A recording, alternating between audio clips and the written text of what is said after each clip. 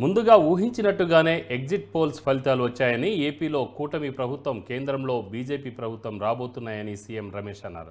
కొన్ని వైసీపీకి అనుకూలంగా ఉన్న సంస్థలు మాత్రం తప్పుడు సర్వేలు ఇచ్చాయని ఆరా మస్తాన్ ఎగ్జిట్ పోల్స్ బూటకమన్నారు.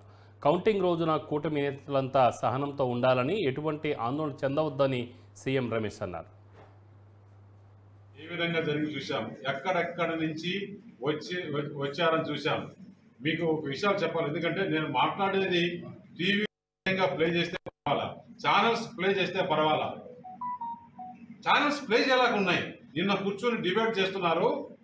ఆంధ్రప్రదేశ్ కంట 3,40,000 మంది వచ్చారు నా లెక్క అంటే, పక్కన ఇంకొక ఆయన అబ్బా ఎంత లెక్క నువ్వు ఎంత మేధావిని తప్పట్లు కొడుతున్నాడు అంటే, ఒక డోర్ కొడితే ఒక డబ్బలా వాయించినట్టు లెక్కలు ఎక్కడ తీసుకున్నారు. ఆంధ్రప్రదేశ్కు రావాలి అంటే 15 దారులు ఉన్నాయి. ఇతర రాష్ట్రాల నుంచి, హైదరాబాద్ నుంచి రావాలంటే దాదాపు 5-6 దారులు ఉన్నాయి. నల్గొండ పైన రావచ్చు, ఖమ్మం పైన రావచ్చు, కర్నూలు పైన రావచ్చు, భద్రాచలం పైన రావచ్చు. అలాగే అట్లా చిలుకలూరుపేట మాచర్ల మీదుగా పోవచ్చు, బస్సుల్లో పోవచ్చు, రైల్లో పోవచ్చు, కార్లలో పోవచ్చు. వాళ్ళకి ఏ విధంగా ట్రాన్స్పోర్ట్ ఉంటే ఆ విధంగా ట్రాన్స్పోర్ట్ పోవచ్చు.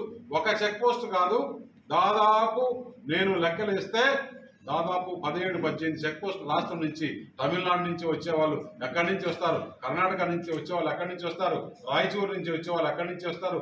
ఎన్ని లెక్కలు లేకుండా అసలు ఎన్ని వెహికల్స్, ఒక్క రోజుకు 30-40 వేల వెహికల్స్. దాని తర్వాత నేను రాత్రి 2-3 వరకు కూర్చొని నేను పడుకోలా. వాళ్ళు చెప్పిన ఛానల్స్లో నేను ఎన్హెచ్ఏతో మాట్లాడి అన్ని రోజులు ఎన్ని వెహికల్స్ వచ్చినాయని ఎన్హెచ్ఏ డిపార్ట్మెంట్ చెక్ పోస్ట్ దగ్గర నుంచి ఇచ్చా. ఆ ఛానల్స్ నన్ను ఈరోజు పిలిస్తే నేను వచ్చి చెప్తా ఒక్కొక్క రోజు ఎన్ని వెహికల్స్ వచ్చాయి, ఏ టైమింగ్లో ఎన్ని వెహికల్స్ వచ్చాయి అనేది.